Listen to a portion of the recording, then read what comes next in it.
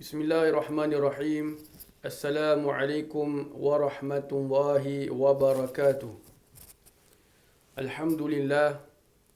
Alhamdulillahillazi hadana lihaza wa ma kunna linahtadiya laula an hadana Allah. Alhamdulillahi rabbil alamin. Hamdan yuwafi ni'amahu wa yukafi'u mazidah.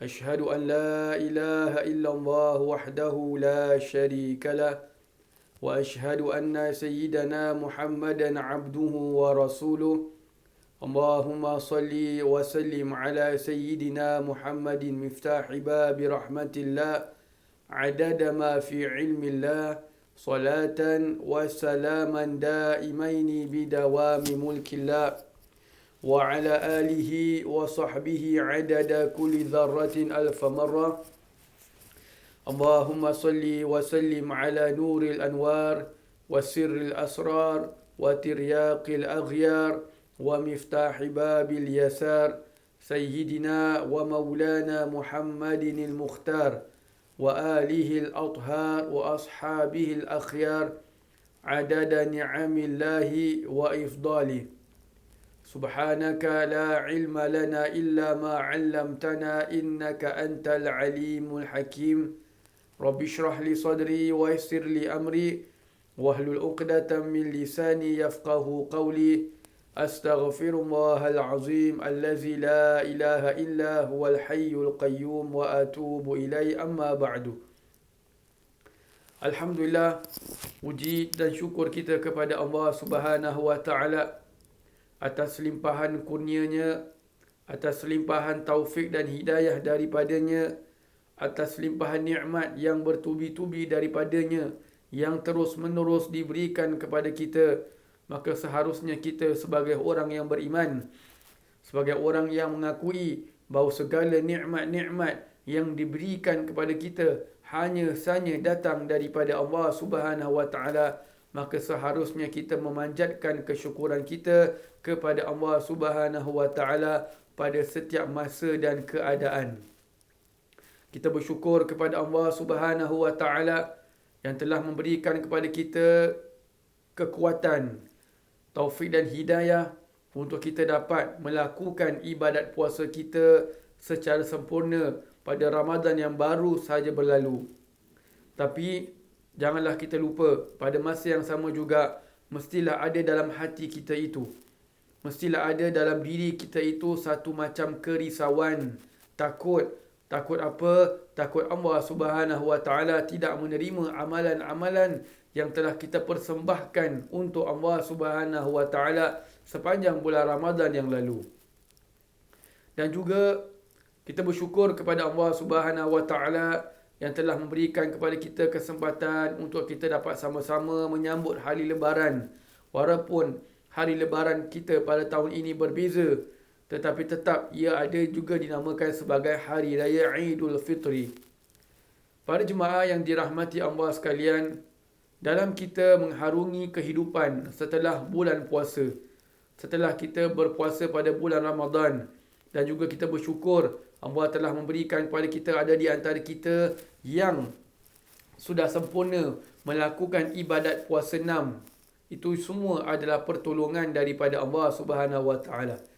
Jadi dalam kita mengharungi kehidupan kita sebagai seorang yang beriman, setelah mana kita selesai daripada bulan Ramadan, janganlah kita melupakan bahawa kita ini sebenarnya adalah hamba Allah.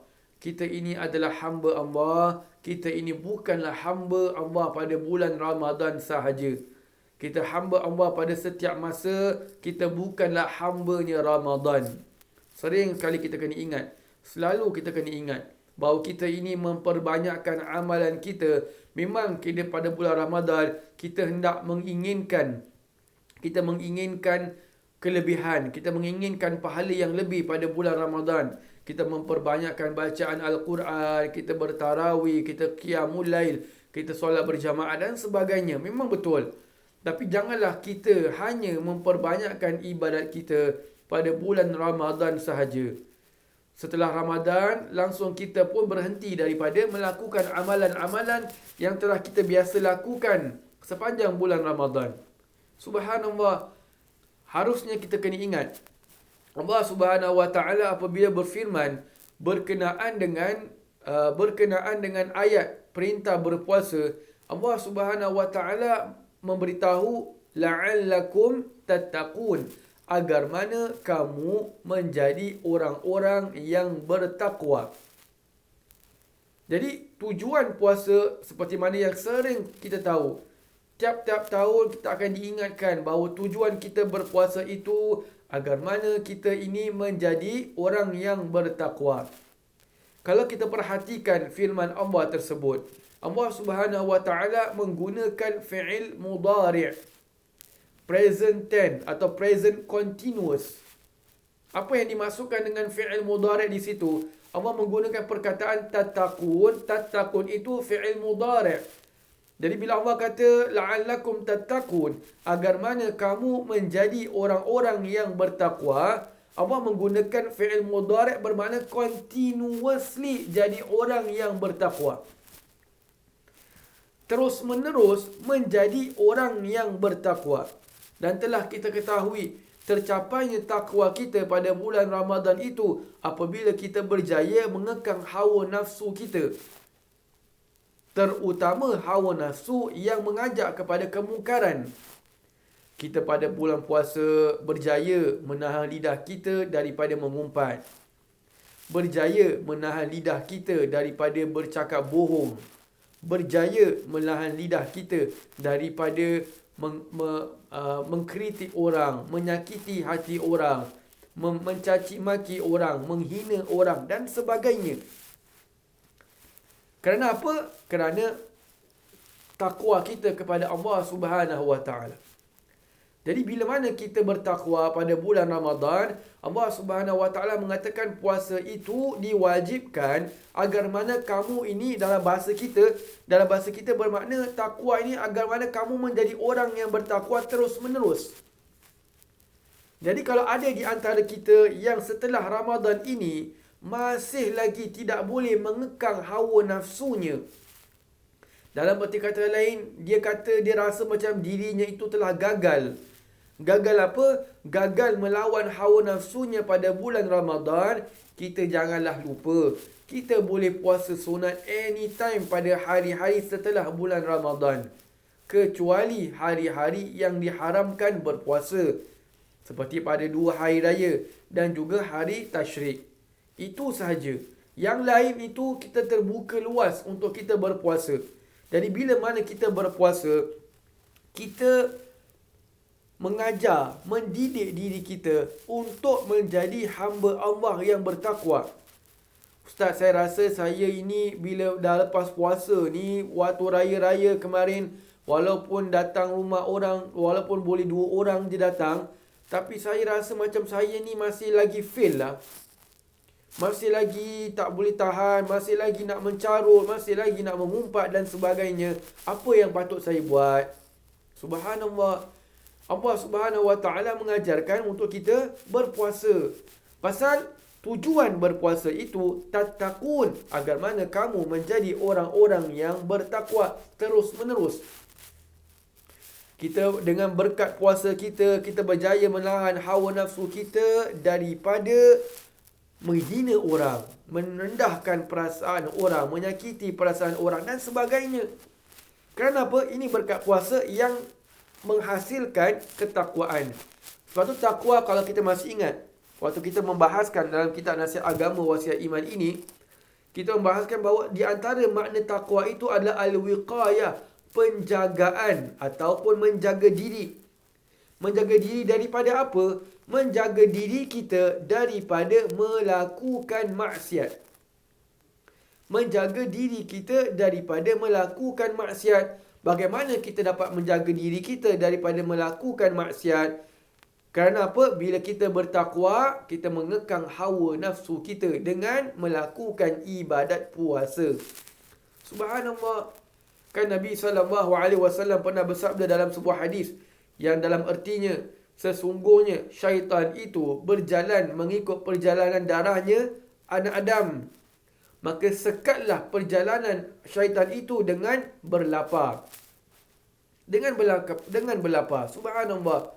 Jadi bila mana kita setelah berpuasa, bukan bermakna kita memang bergembira dapat melakukan ibadat puasa dengan datangnya hari lebaran dan sebagainya. Tapi bukan bermakna kita punya takwa pun stop dengan stopnya Ramadan.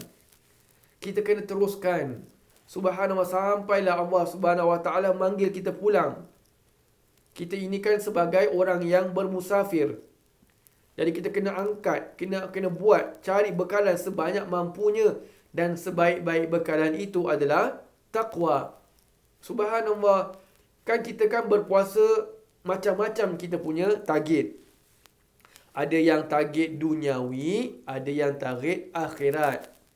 Yang target dunia, yang target akhirat, dia target setelah Ramadan ini dia nak berubah. Nak menjadi hamba Allah yang lebih bertakwa, yang lebih dapat menahan marahnya, yang lebih dapat menjaga mulutnya, yang suami berazam untuk menjadi insan yang dapat memilih ahli keluarganya, menjadi imam, memimpin, mengajarkan yang salah, yang benar kepada ahli keluarganya, mana yang boleh, mana yang tidak boleh, hukum hakam dan sebagainya. Nak qiyamul lail, nak tiap-tiap malam setelah Ramadan nak qiyamul lail. Yang isteri pula nak menjaga diri daripada nak stop, nak mengawal diri daripada beletir-beletir. Bukan isi sinilah, isi kat tempat lain. Yang sini semua insya-Allah, masya-Allah, tabarakallah. Subhanallah, azam akhirat itu kerana nak menunjukkan kita ini nak menjadi orang yang bertakwa. Usaha tu ada. Yang target dunia tu memang jelas, yang ada nak puasa pasal apa? Sambil puasa, sambil menyelam, minum air, nak kuruskan badan. Tapi terbalik kot, bila dah malam raya tengok timbang naik 5 kilo. Maaf bukan orang sini juga. Orang-orang yang terlebih makan, bukan kat sini lah. Dia tak dapat target, mengamuk malam raya. Pagi raya berdal balik semua apa yang dia dietkan pada bulan Ramadan. Heran, kenapa lah aku makin naik? Padahal aku ni puasa, makan cuma lepas maghrib saja. Tapi yang dia tak tengok, yang dia makan waktu maghrib tu makan apa? Yang dia pergi jamakkan waktu sarapan tengah hari, makan petang dengan makan malam dengan muka puasa. Semua sekali dia bedal. Memanglah naik. Subhanallah. Sebab tu dalam kitab Tazkirul Mustafa, karangan Al-Imam Habib Abu Bakar Attas Al-Habsyi rahimahullahu ta'ala, beliau menukilkan perkataan Al-Imam Syafi'i rahimahullahu ta'ala. Beliau menukilkan perkataan Al-Imam Syafi'i rahimahullahu ta'ala yang mungkin kita boleh jadikan sebagai panduan kita sepanjang setelah Ramadan ini untuk kita pakai. Al-Imam Syafi'i rahimahullahu ta'ala mengatakan berkenaan dengan surah Alam Nashrah, surah Al-Inshirah, surah Asy-Syarh. Alam nashrah laka sadrak. Al-Imam Syafi'i mengatakan di antara faedah membaca surah Alam Nashrah, yang pertama, jika mana kita ini adalah orang yang pemarah, senang melenting, sikit-sikit tangan nak jalan, sikit-sikit kaki nak jalan, sikit-sikit kepala nak jalan, sikit-sikit dah jeling, sikit-sikit dah mulut mencarut. Cepat melentinglah. Tak boleh tengok orang lain daripada apa yang kita nak. Kita nakkan A, dia buat B, melenting betul. Kita minta nasi lemak dengan sambal, dia kasih nasi lemak dengan tak ada sambal. Pula ayam dia tertinggal. Ala-ala nasi dengan timun dia. Habis mengamuk. Jadi kalau kita ini merasakan bahawa kita ini orang yang pemarah, maka Imam Syafi'i rahimahullah ta'ala memberikan di antara faedah membaca surah Alam Nashrah itu adalah jika mana surah Alam Nashrah itu dibaca 7 kali setelah solat asar.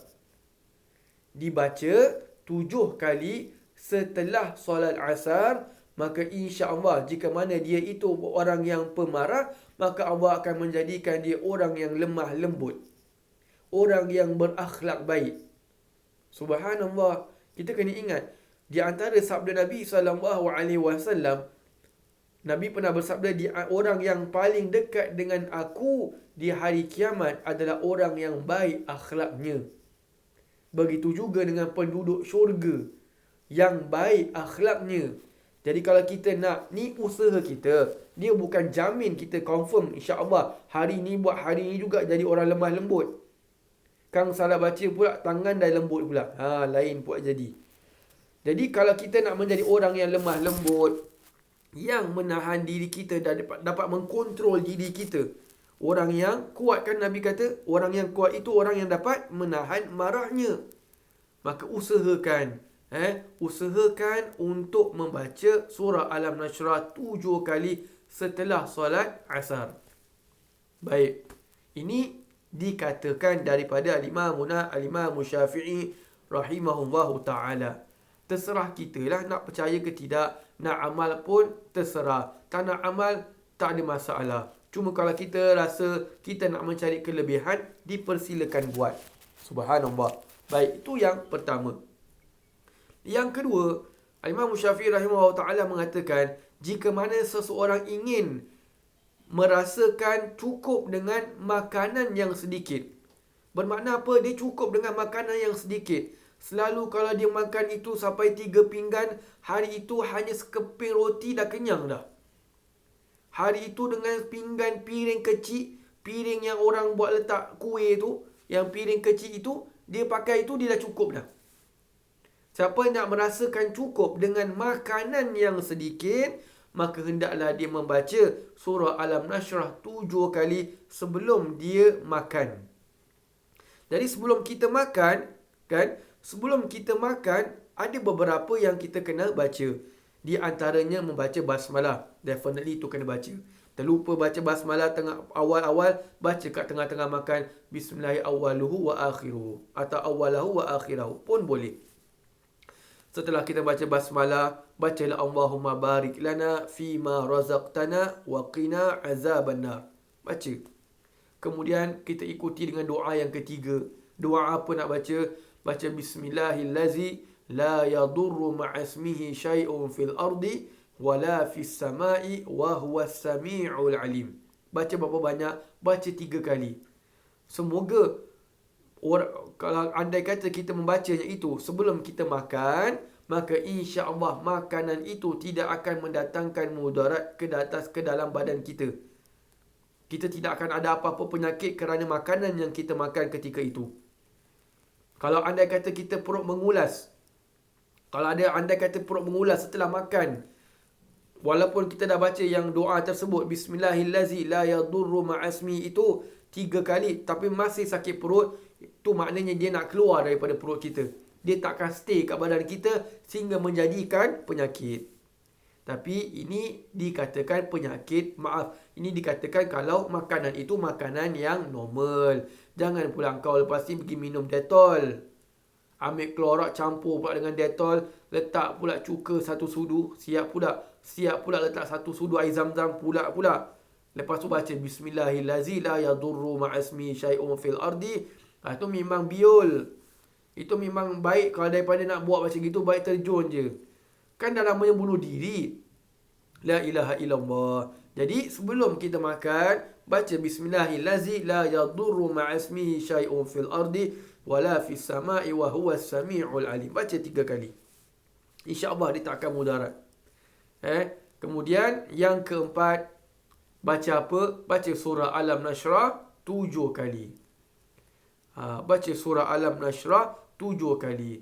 Untuk apa? Agar mana kita merasa cukup dengan makanan yang sedikit yang dihidangkan.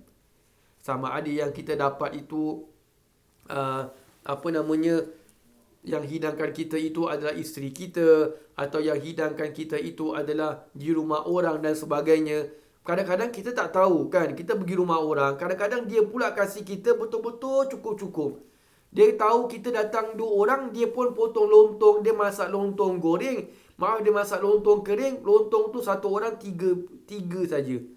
Kita pula datang daripada pagi tak makan, tahu nak datang rumah orang lepas Zuhur. Kita pula tak makan tengah hari sengaja. Pasal apa? Takut nanti kalau dia masak sayang pula tak ada orang nak makan. Saya pula kalau makan banyak kat rumah nanti kan kenyang pula. Kita pun tahan dah, lapar-lapar pergi rumah member satu ni. Sekali dia pula hidangkan lontong kering, lontong betul-betul kering. Lontong, serunding, rendang. Habis. Rendang pula betul-betul dia masak untuk 2 orang. Jadi kita pula tak cukup. Rasa ni takut ni kalau aku makan ni tak cukup ni. Ini 2 orang punya portion ni aku makan. Contohlah. Kan ada di antara kita macam gitu. Kan 1 pinggan tak cukup. Mesti ada 2 pinggan. 2 pinggan tak cukup dengan pinggan-pinggan sekali kau makan. Subhanallah. Jadi kalau kita merasakan sedemikian, tahu takut tak cukup, bacalah surah Al-Nashrah 7 kali. Tetapi ingat, jangan kita lupa, bila kita berada di rumah orang lain, jangan kita menyedikitkan suapan kita. Jangan kita makan sikit. Kalau memang tuan rumah itu ada menyediakan makanan yang banyak dan kita yakin, kita tahu kita ni masih boleh isi, maka isilah. Makan sebanyak-banyaknya apa yang kita mampu. Jangan sampai memudaratkan diri kita. Kenapa? Kerana setiap suapan yang kita makan, pahala yang ganjaran dan besar bagi tuan rumah yang memberikan kita makan. Jadi kita menolong dia. Agar mana kita menolong akhirat dia, dijauhkan dia daripada api neraka, dimasukkan dia ke dalam syurga kerana berkat dia suka memberi orang makan. Jadi kita tolong. Habis Ustaz, kalau saya dah baca Al-Nashrah, tiba-tiba saya kenyang, tak apa, makan sedikit. Tambah sedikit pun jadilah. Menggembirakan hati tuan rumah tu. Subhanallah. Jadi ni kita buat modal. Kalau kita rasa kita nak diet sokonnya diet, subhanallah, maka bacalah surah Al-Nashrah. Dia sebenarnya Imam Syafi'i rahimahullah ta'ala apabila berkongsi dengan kita tentang faedah surah Al-Nashrah ini dibaca 7 kali sebelum makan, bukan maknanya untuk kita menjadi orang yang diet, tidak. Bukan itu tujuannya. Imam Syafi'i mengajarkan sedemikian agar mana kita ini dapat mengawal hawa nafsu kita. Kita dapat mengawal hawa nafsu kita, kita tidak makan banyak. Kerana bila kita makan banyak, ia akan mengakibatkan sifat malas. Bila kita sudah malas, ibadat pun kita akan tangguh. Jadi kalau kita merasa cukup dengan makanan yang sedikit, insya-Allah badan kita tidak akan menjadi malas. Subhanallah. Itu tujuannya, jangan kita tersalah faham. Subhanallah. Baik. Itu yang kedua. Yang ketiga, Imam Syafi'i rahimahullah ta'ala mengatakan jika mana seseorang itu ingin bangun pada waktu malam yang dia inginkan. Nak bangun pukul 4.30 pagi, nak bangun pukul 5 pagi, nak bangun qiyamul lail, nak sembahyang witir genapkan sampai 11 rakaat dan sebagainya. Maka kata Imam Syafi'i rahimahullah ta'ala, bacalah surah Al-Nashrah sebelum dia tidur. Berapa banyak? 7 kali juga. Bacalah surah Al-Nashrah 7 kali juga. Bila? Sebelum dia tidur. Subhanallah. Jadi bila setelah dia baca 7 kali surah Al-Nashrah sebelum dia tidur itu, niatkan, ya Allah, bangunkanlah hamba pada jam sekian-sekian. Minta pada Allah, ya Allah, bangunkanlah hamba pada waktu sekian-sekian. InsyaAllah kita akan tersadar automatik pada waktu yang kita inginkan tersebut. Subhanallah. Jadi ini antara amalan. Subhanallah. Jadi kalau kita nak, dipersilakan buat. Of course ni kadang-kadang mungkin buat sekali 2 kali tak jadi, tapi mungkin kerana berterusan kita akan nampak faedah dia. Subhanallah. Bila apa? Baca surah Al-Nashrah 7 kali. Kalau nak meredakan sifat kemarahan kita, baca lepas asar. Nak menjadi orang yang cukup dengan makanan yang sedikit, baca sebelum makan. Nak membangun pada waktu yang tertentu, baca sebelum tidur. InsyaAllah. Kita niat yang baik, maka insyaAllah Allah akan perkenankan. Subhanallah. Semoga Allah subhanahu wa ta'ala menjadikan kita golongan hamba-hambanya yang bertakwa. Menjadikan kita orang-orang yang telah diterima amalan-amalannya pada bulan Ramadan. Mendapatkan keampunannya yang luas pada bulan Ramadan. Dan semoga Allah subhanahu wa ta'ala menerima semua amalan-amalan kita pada bulan Ramadan yang lalu. Amin ya rabbal alamin. Para jemaah yang dirahmati Allah sekalian, di antara tujuan kita setelah kita berpuasa, kalau kita sempat insyaAllah kita akan sambung kitab Nasihat Agama dan Wasiat Iman. Di antara juga tujuan kita berpuasa itu agar mana kita ini menjadi orang yang bersyukur. Allah Subhanahu Wa Taala mengatakan juga dalam ayat pada muka surat yang sama berkenaan dengan perintah berpuasa, Allah juga mengatakan la'allakum tashkurun, agar mana kamu menjadi orang-orang yang bersyukur. Agar mana kamu menjadi orang-orang yang bersyukur. Jadi kita ini setelah kita berpuasa, kita kena jadi orang yang bersyukur kepada Allah Subhanahu Wa Taala. Syukur itu adalah satu ibadat yang sangat hebat. Setiap mana kita mendapatkan habuan, kita mendapatkan duit, kita mendapatkan hadiah, mendapatkan pemberian daripada orang, sering kali kita mengucapkan Alhamdulillah. Segala puji bagi Allah, Tuhan sekalian alam. Subhanallah. Syukur itu adalah ibadat yang sangat besar pahalanya. Bila mana kita bersyukur kepada Allah Subhanahu Wa Taala, itu menunjukkan keridaan hati kita terhadap pemberian Allah Subhanahu Wa Taala. Bila kita merasakan kita ni tidak cukup saja. Kadang-kadang ada di antara kita tak cukup. Suami gaji tiap bulan bawa balik 4,000, bawa balik 5,000. Yang isteri merasa tak cukup, selalu rasa tak cukup. Kenapa? Kerana kekurangan kita bersyukur kepada Allah Subhanahu Wa Taala. Kekurangan kita bersyukur kepada Allah. Bila kita merasa bersyukur, maka kita akan terasa lapang dada hati kita. Lapang kita. Tak terasa nak mengejarkan dunia kita. Subhanallah, keperluan kita insya-Allah Allah akan cukupkan. Kerana apa? Kerana kita bersyukur kepada Allah Subhanahu Wa Taala. Apa sahaja yang Allah berikan, seharusnya kita mesti ada dekat dalam kita punya kepala kita, dalam akal kita. At the back of our mind must have. Apa dia? Allah Subhanahu Wa Taala berikan yang terbaik kepada kita. Allah berikan kita gaji, Allah berikan kita duit, Allah berikan kita barang kemas, Allah berikan kita makan, Allah berikan kita tempat tinggal. Semuanya itu adalah yang terbaik di ilmu Allah Subhanahu Wa Taala. Bukan ilmu kita. Kita nampak benda tu tak baik, tapi di sisi Allah itu terbaik buat kau. Jadi kita jangan nak merungut. Kita kena ingat, walaupun gaji suami kita itu 2,500 ke 2,000 sekalipun, mohon maaf lah, suami kita itu tak tentu gajinya sekalipun, kita kena ingat itu adalah pemberian yang terbaik daripada Allah Subhanahu Wa Taala. Jadi bila kita ingat itu, kita akan menjadi orang yang senang bersyukur. Apa saja tak apalah, syukur pada Allah. Allah kasih banyak, syukur. Allah kasih sedikit pun, kita syukur.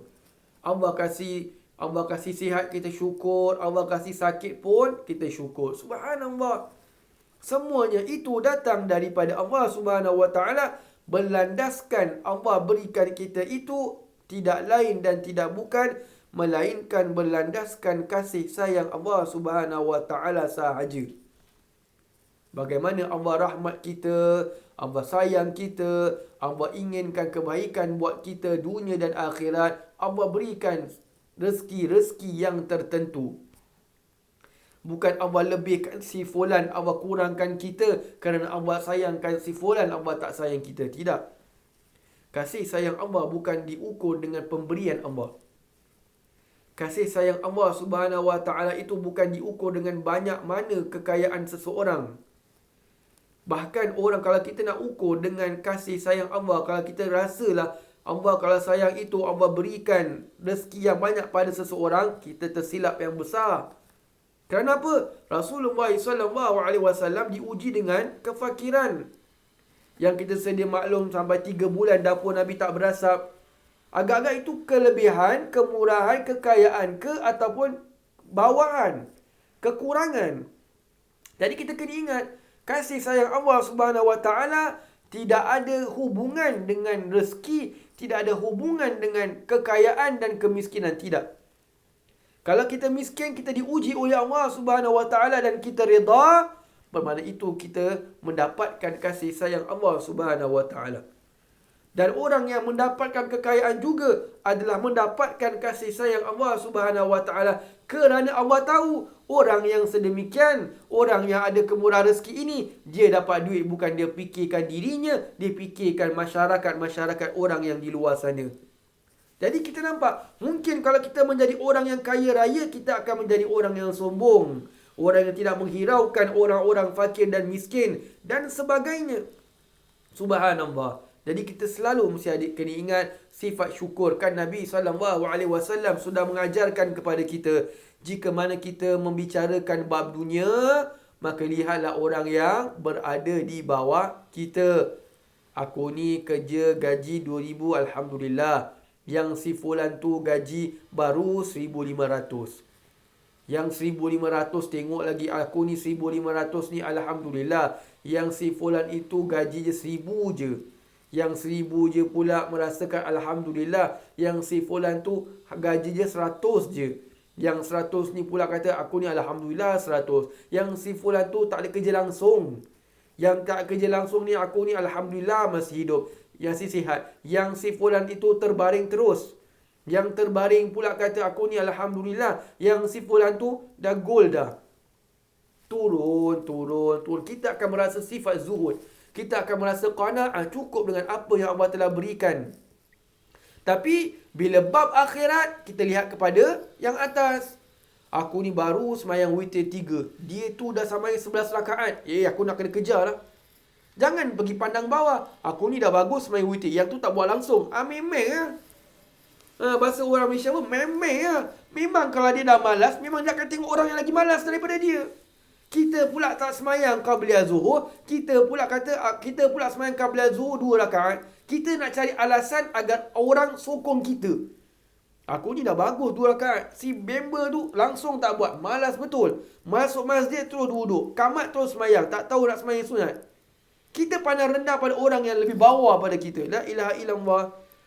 Bab akhirat kita lihat pada orang yang atas.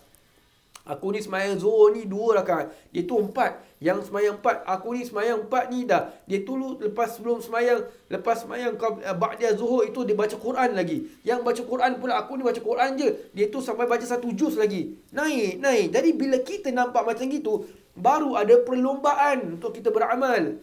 Allah Subhanahu Wa Taala mengatakan apa dalam surah? Allah mengatakan falyatanafasil mutanafisun. Allah kata maka hendaklah berlomba-lomba orang-orang yang berlomba-lomba. Berlomba apa ni? Berlomba mencari akhirat. Jadi kalau kita tidak menghiraukan akhirat kita, jangan melihat orang yang lebih bawah, melihat kepada orang yang atas.